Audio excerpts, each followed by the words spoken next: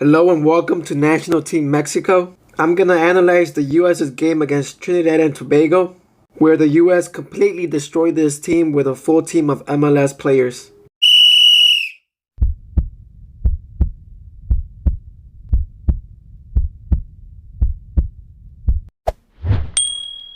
First of all, I want to congratulate Brian Reynolds for making the transfer over to Roma and Serie A. I hope he can start again. I've only seen one game of him and he played very well against Seattle Sounders. Looking at the lineup, I was kind of scared. I didn't expect Herrera, Vines, Ferreira, Lewis to start, or even Acosta. But let's not lie here, this team was pretty impressive. Matt Turner had his first cap, along with Herrera and Vines. This Trinidad team was worth about $2 million compared to the US's team that was worth $54.92 million. And the age only averaging about 24 years old. Right off the bat, about a minute 30, Sam Vines came up the left wing. He passed it to Ferreira, where Ferreira opened up some space for Lewis to score immediately. About 6 minutes later, on the left side again, Lewis and Vines combined to get an assist for Ferreira to score. In about the 14th minute, Jackson Ewell opened up the play on the right side of the wing, where Herrera centered the ball into Lewis's head, where he missed the ball. It looked like it was going to be a goal, but Vanset did a great job stopping it. Minute 21, Trinidad and Tobago was trying to play up high, where Ferreira caught them off guard, took the ball, opened up the space, took on the goalkeeper, and left Oriola alone to score. But great job by Ferreira not being selfish and passing the ball to him. Minute 41, the US counterattacked where Ferreira was able to head the ball into Oriola's feet, where he headed into the big box, but just from outside the big box he broke left and netted the ball past Vanset to make the score 4-0 at this moment. 6 minutes into the second half, on the right side, Acosta had a free kick where he passed it to Long on the far post. Long headed the ball into Robinson's head. 2 headers in the goal box always equals 1 goal. And there, Atlanta United center back scored his first goal with the national team. In minute 54, Kylian Acosta broke the ball off to the left side of the wing, where he got Lewis by himself. He cutted the ball inside and made a goal to the far post with his right foot right outside the big box for the score to be 6-0. To finish up with the 7-0, Oriola nutmegs a pass through to Ferreira into the center of the box where he scores his last goal. Great finish by Ferreira, the FC Dallas, and unfortunately he has been benched behind Jara, but he is showing that he should be a starter. To finish up with a great performance, Matt Turner stopped Jones' penalty and finished with a clean sheet. Okay, what do we take from this game? I would say that Greg Berhalter has had this team for maybe about a month or so, which it really shows compared to the Trinidad team. The US is attacking from the wings, building from the center, attacking to the wings, centering the ball, or making plays just outside the big box. All 3 wingers or starters or forwards from the US scored 2 goals each. Ferreira, Oriola, and Lewis. I was really impressed because seeing this lineup, immediately from the start, I thought they were going to win 2-0. Depending on how long he would put in Chris Mueller and Dyke. But we didn't see much from them when they came in. Maybe Greg Berhalter told them to step off the gas pedal a little bit.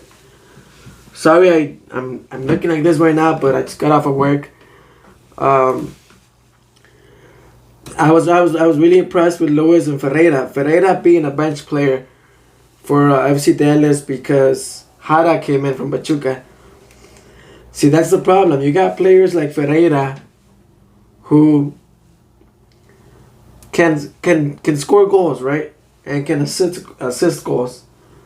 And then they buy foreign players who come in and give you a little bit more of productivity than what your bench player would do. But you taking away the time and experience that this player could pick up.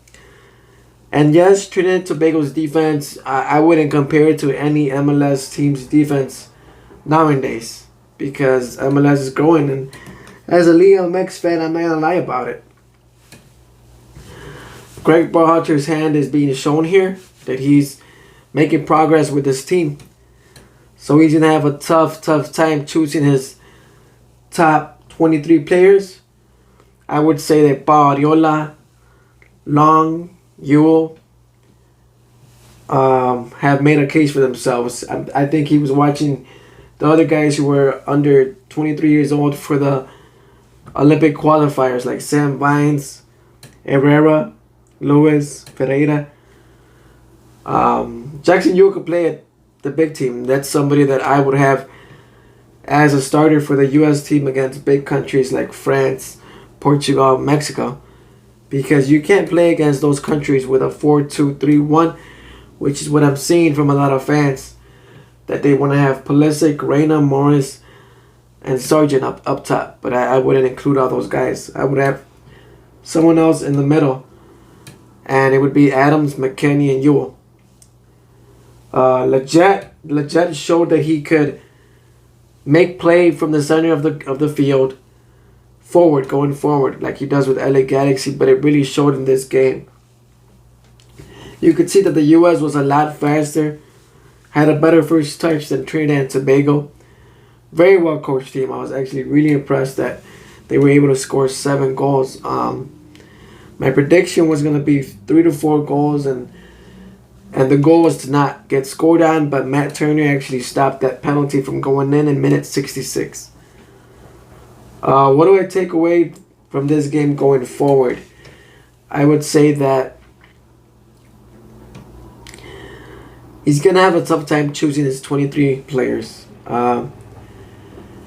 But if he can do this with the main squad, then the U.S. is going to be in a good standing scenario once qualifying comes around for the U.S.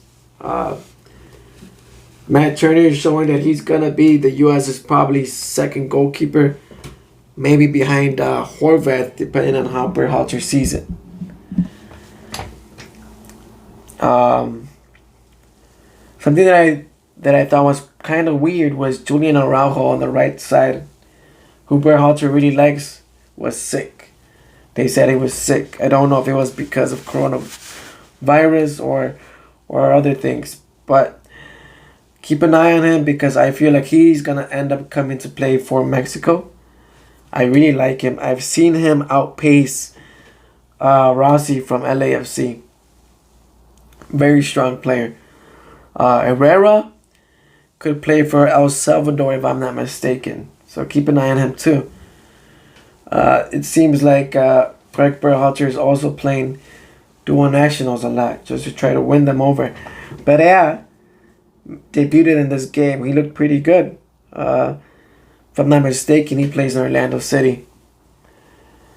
I hope that Ferreira can come back and start the season off as a starter. Maybe they won't keep Hara. Who knows? You can see the Maruchan in the back. Like I said, there's not really much more than you can take away from this game other than the 7-0 because Trinidad and Tobago didn't do much at all. They didn't pose any threat on the offensive side. I am hearing that there is going to be a lockout for the MLS if they don't agree, the players and the owners of the leagues.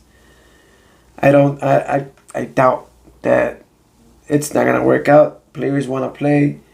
There's going to be a lot of money lost if the MLS doesn't play this year. So we'll see what happens.